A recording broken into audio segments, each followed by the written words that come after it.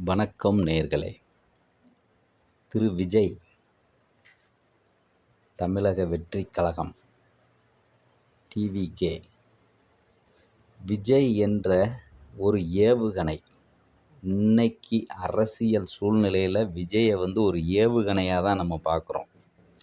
இந்த ஏவுகணை திமுக அதிமுகங்கிற பெரிய மலைகளை போய் அடித்து உடச்சி நொறுக்குமா? ஏன்னா அந்த மலைகளுக்கே பயம் இருக்குது இந்த ஏவுகணையை பார்த்து.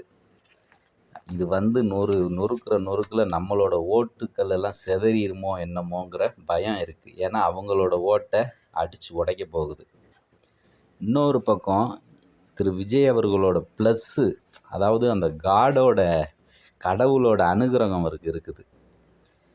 ஏன்னா பெரும் தலைகள் இன்றைக்கி இல்லை. கலைஞர், ஜெயலலிதா, அந்த விஜயகாந்த் போன்ற ஆளுமைகள் இன்றைக்கி இல்லை. அது மட்டும் இல்லாமல் சிறு கட்சிகள், பாட்டாளி மக்கள் கட்சி, மதிமுக, இந்த மாதிரி கட்சிகள் பார்த்திங்கன்னா அவங்களுக்குள்ள குடும்ப சண்டை நடந்து அந்த கட்சிகளும் பலகீனமாக தான் இருக்குது. இதுதான் திரு விஜய் அவர்களுக்கு இருக்கிற ப்ளஸ்ஸு.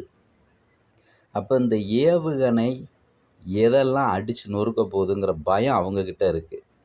ரெண்டாவது, விஜய் ரோடு ஷோ போனார்னு வச்சுக்கோங்க, பெரும் கூட்டம்.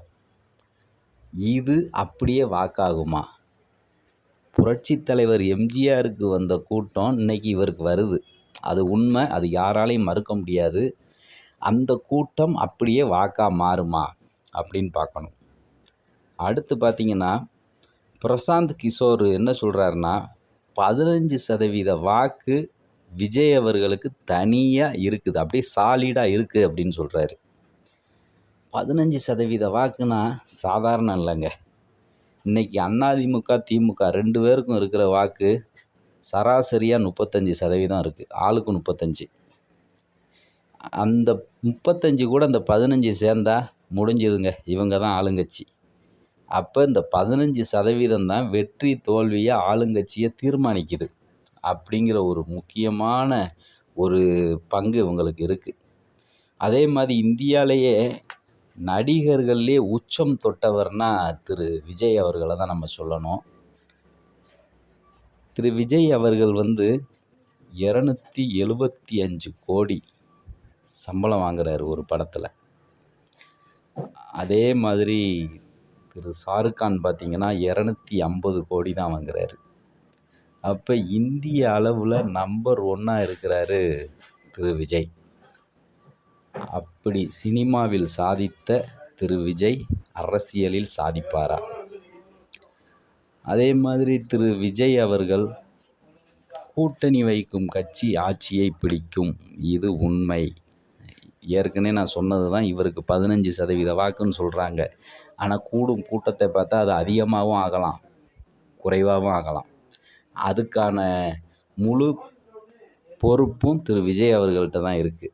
ஏன்னா இன்னும் திரு விஜய் அவர்கள் கட்சி ஆரம்பித்து கிட்டத்தட்ட ஒரு 14 மாதங்கள் ஆகியும் இன்னும் மக்களாக நிற்கலை. ஒரு 2-3 மீட்டிங்கு தான் அவர் அட்டன் பண்ணியிருக்காரு. ஒன்று அம்பேத்கர், இன்னொன்று ஒரு பிரச்சனைக்காக வந்தார். இப்படி 2-3 தான். இன்னும் இவர் தமிழகம் ஃபுல்லாக தன்னோட நடைப்பயணத்தை தொடங்கணும். அப்படி தொடங்கினார்னா அவரோட வாக்கு சதவீதம் இன்னும் அதிகமாகும். அப்படி அதிகமாச்சு அப்படின்னா நிச்சயம் அவர் யார் கூட சேர்றாரோ அவங்க கண்டிப்பாக ஆட்சியை பிடிக்க முடியும். அதே போன்று இவர் தன்னோட நடைப்பயணத்தை ஆரம்பித்தார்னா அங்கே இருக்கிற அந்த அடிமட்ட தொண்டர்கள், என் ஊருக்கு என் தலைவன் வந்துட்டான், என் தலைவனோட காலடி என் மண்ணில் பதிஞ்சிருச்சுன்னு அவனோட வேலை இன்னும் இரட்டிப்பாகும், 4 மடங்காகும். அப்போ அதை கூட்டணும்னா அது அந்த கட்சியின் தலைவர் திரு விஜயோட கையில் தான் அது இருக்குது.